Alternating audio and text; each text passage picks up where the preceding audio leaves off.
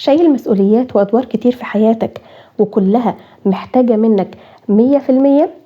احنا هنا بنتكلم عن الكراسي والأدوار اللي في حياتنا، واتكلمنا المرة اللي فاتت وقلنا ان مش كل كرسي مرهق ينفع نسيبه.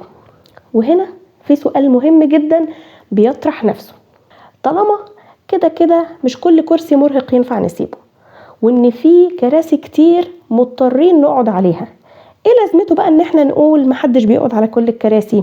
له فايدتين مهمين جدا.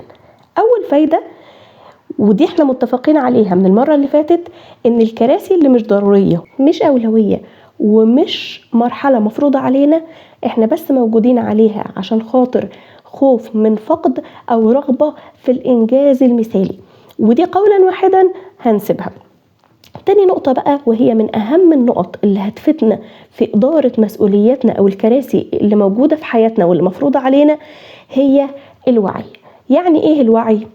يعني إن أنا أكون عارفة إن أنا عندي الدور ده وده وده. طب ده هيفيدني في إيه؟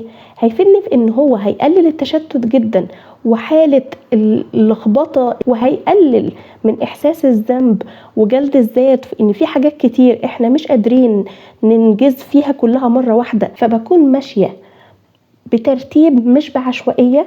وده كمان بيدي زي إحساس كنترول كده للمخ إن أنا مسيطرة على حياتي، أنا عارفة أنا رايحة فين وجاية منين. وده بالنسبة لجميع الناس وخاصة الأشخاص الطموحة أو المثالية بيسبب لهم هدوء وراحة نفسية.